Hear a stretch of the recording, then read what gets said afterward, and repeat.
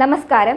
Tirurangadi today news അപ്ഡേറ്റ്സിലേക്ക് സ്വാഗതം. പതിറ്റാണ്ടുകളായി ചെമ്മാട് പട്ടണത്തിൽ സ്വർണ്ണ വ്യാപാര രംഗത്ത് വിശ്വാസം കാത്തുസൂക്ഷിച്ച് പുതിയ കാലത്തിന്റെ പരിഷ്കാര പ്രൗഢിയോടെ സ്വർണ്ണ തിളക്കത്തിൽ Amiya golden diamonds, bypass road, Chemmad. Vadakara Lok Sabha തെരഞ്ഞെടുപ്പ് വേളയിൽ പ്രചരിച്ച കാഫിർ സ്ക്രീൻഷോട്ട് വ്യാജമെന്ന് കണ്ടെത്തൽ. മുസ്ലിം യൂത്ത് ലീഗ് നേതാവ് PK മുഹമ്മദ് കാസിമല്ല പോസ്റ്റ് നിർമ്മിച്ചതെന്ന് പോലീസ് ഹൈക്കോടതിയിൽ വ്യക്തമാക്കി. തെരഞ്ഞെടുപ്പ് പ്രചരണത്തിനിടെ കാസിമിൻ്റെ പേരിലാണ് സ്ക്രീൻഷോട്ട് വ്യാപകമായി പ്രചരിച്ചിരുന്നത്.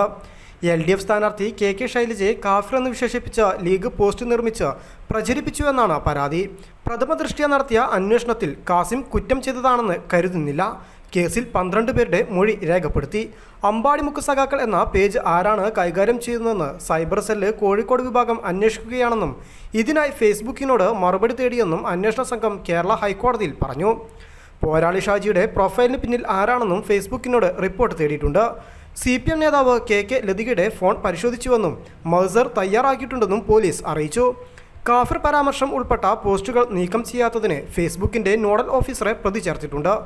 ഫേസ്ബുക്കിൽ നിന്ന് കിട്ടുന്ന വിവരങ്ങളുടെ അടിസ്ഥാനത്തിൽ പിന്നിൽ പ്രവർത്തിച്ചവരെ കണ്ടെത്തി അറസ്റ്റ് ചെയ്യാമെന്ന് സർക്കാർ അഭിഭാഷകൻ കോടതിയെ അറിയിച്ചു.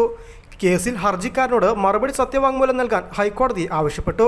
ഹർജി ജൂൺ 28-ന് വീണ്ടും പരിഗണിക്കുമെന്നും കോടതി അറിയിച്ചു.